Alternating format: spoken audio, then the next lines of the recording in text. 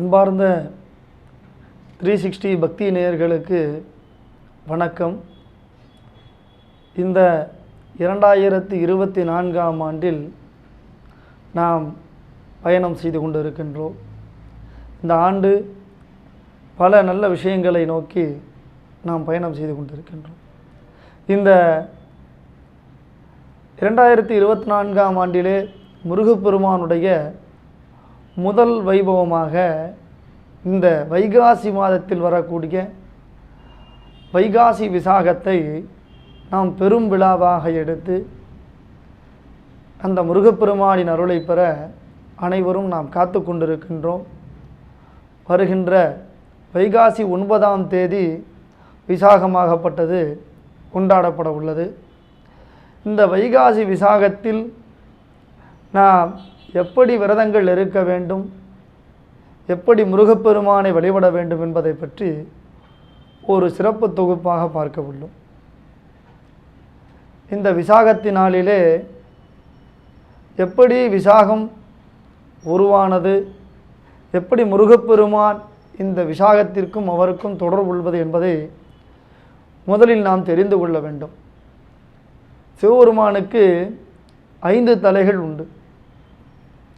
அந்த 5 தலைகளும் ஈசானம், தத்புருஷம், அகோரம், வாமதேவம், சத்யோஜாதம் என்று சொல்லக்கூடிய 5 முகத்தில் உள்ளே ஒரு முகமாக அதோமுகம், இந்த அதோமுகத்தில் இருந்து 6 முகமாக இந்த 6 முகத்திலும் நெற்றிக்கண்ணால் அந்த நெற்றிக்கண்ணில் வரக்கூடிய நெருப்பிலிருந்து முருகப்பெருமான் உருவாகி அந்த முருகப்பெருமான் அக்னி ஜுவாலையிலிருந்து பிறந்தவர் என்று அனைவருக்கும் தெரியும். 5 முகத்திலிருந்து 6 முகம் தோன்றின் என்று கூட ஒரு பாடல் உள்ளது.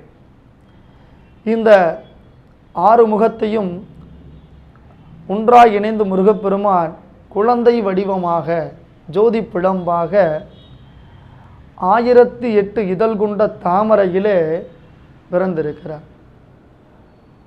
சிவபெருமான் இந்த குழந்தையை கார்த்திகை பெண்கள் என்று சொல்லக்கூடிய 6 பெண்களை கொண்டு வளர்க்க வேண்டும் என்று கூறுகிறார்.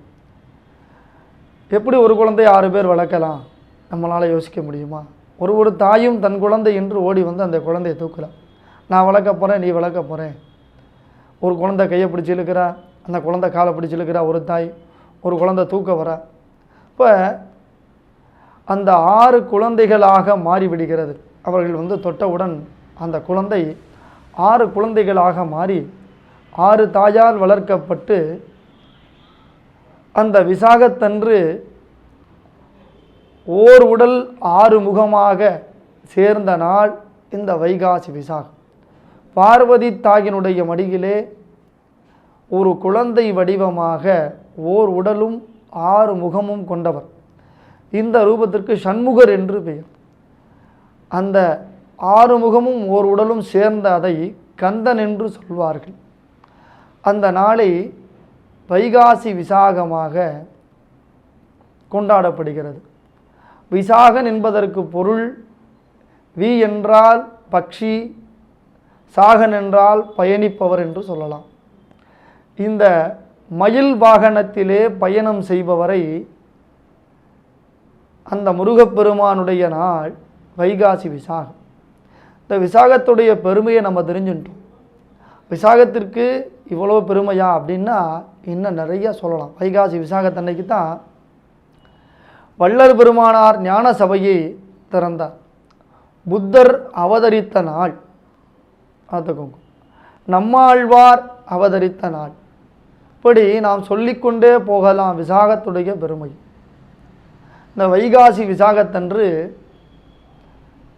அர்ஜுனன் வெற்றி கண்ட நாள் என்று சொல்லலாம். இப்படி நாம் சொல்லிக்கொண்டே போகலாம் விசாகத்துடைய பெருமை.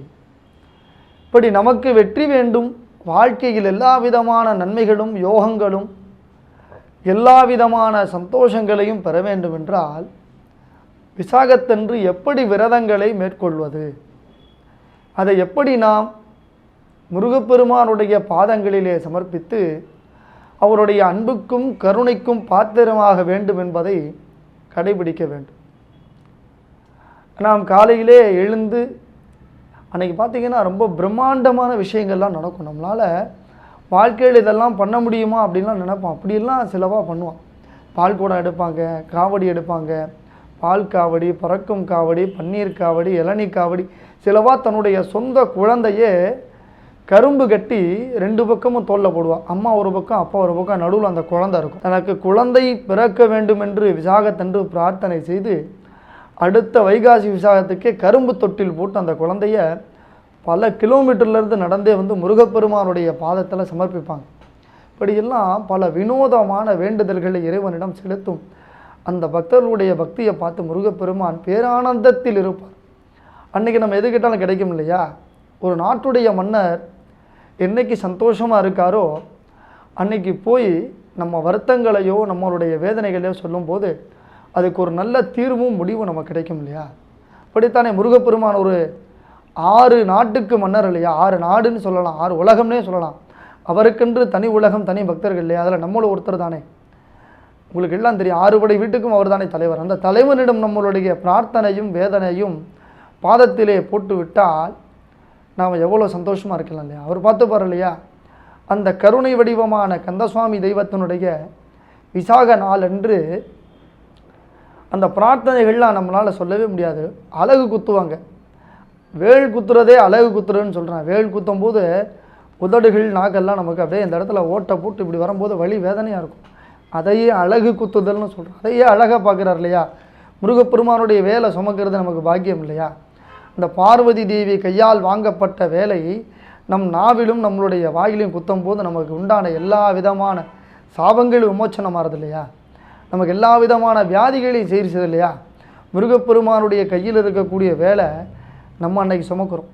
எவ்வளோ பெரிய ஒரு உன்னதமான விஷயம். நம்ம உடம்பு அதை ஏற்றுக்கிறது இல்லையா? இந்த மாதிரி காவடியை சுமக்கிறோம். பால் காவடி, பன்னீர் காவடி, பூக்காவடி, புஷ்ப காவடின்னு சொல்லக்கூடிய எல்லா காவடிகளையும் நம்மளை சுமக்க வச்சு அதில் இருக்கக்கூடிய சுமையை அவர் எடுத்துக்கிறார். அதில் இருக்கக்கூடிய அந்த அனுகிரகத்தை நம்ம கொடுக்குறார் இல்லையா? இந்த விசாகத்தன்று இந்த மாதிரியான அற்புதங்கள் நிறையா எவ்வளவோ பேருக்கு வாழ்க்கையில் நடத்தியிருப்பார் இந்த முருகப்பெருமான். அதற்கு எத்தனையோ பேர் வாழ்ந்திருக்காங்க. கிருபானந்த வாரியார் முருகப்பெருமானுடைய சத்தியத்தை காப்பாற்றினார். முருகப்பெருமான் கிருபானந்த வாரியார் என்ன சொன்னார்? காலன் என்னை கொண்டு செல்லும் போது நான் மயில் வாகனத்திலே உயிரை பிரிக்க வேண்டும்ன்றார். இப்போ ஃப்ளைட்டில் போயின்னு இருக்கும்போதே கிருபானந்த வாரியார் திருப்பதி கிட்ட நெருங்கினார், பிராணம் போயிடுது. இப்போ அவர் வாகனத்தில் தானே செத்து போனார். பறக்கும் வாகனம் இல்லையா? அதே மாதிரி எவ்வளவோ அற்புதங்களை நடத்தியிருக்கார். சாண்டோ சின்னப்பா தேவர்னு சொல்லக்கூடிய சினிமாவில் கொடிகட்டி பறந்தார் தயாரிப்பாளர். அவருடைய வாழ்க்கையே மாற்றி போட்டு பெரிய கோடீஸ்வரன் ஆக்கினவர் முருகப்பெருமான். பார்த்தீங்களா? எல்லாருடைய பிரார்த்தனையும் அவெல்லாம் கஷ்டப்பட்டிருக்கா. இந்த கஷ்டத்தை நிவர்த்தி செஞ்சு கொடிகட்டி பறக்க வச்சார். முருகனை நம்பினோர் ஒருபோதும் கைவிடப்பட மாட்டார்கள். கருணையான கந்தசுவாமி காலை பிடிச்சவாளுக்கு எப்பயுமே அவருடைய ஆனந்தமான ஆசீர்வாதங்கள் உண்டு. இப்படி முருகப்பெருமானுடைய புகழை சொல்லிக்கொண்டே போகலாம். இப்போ நம்ம அந்த காலத்தில் உள்ள அருணகிரிநாதர் இவாள்லாம் வந்து பிறப்பிலே அப்படி, ஆனால் பக்தியினாலே உறைந்து அவருடைய பாதங்களை பிடிச்சா நமக்கு அவ்வளவு நன்மைகளை கொடுத்து கொண்டே இருப்பார். இப்படி முருகப்பெருமான் என்று நினைத்தாலும் அன்று கொடுப்பார். இந்த விசாகத்தன்னைக்கு பல மடங்கு பலன்களை நம்ம கொடுக்குறார். இப்போ விரதம் எப்படி இருக்கலாம் அப்படின்னா, உங்கள் பக்கத்தில் உள்ள முருகன் கோவிலுக்கு போகலாம், இல்லை பெரிய பெரிய முருகன் கோவிலுக்கு போக வாய்ப்பு கிடைச்சா போகலாம்.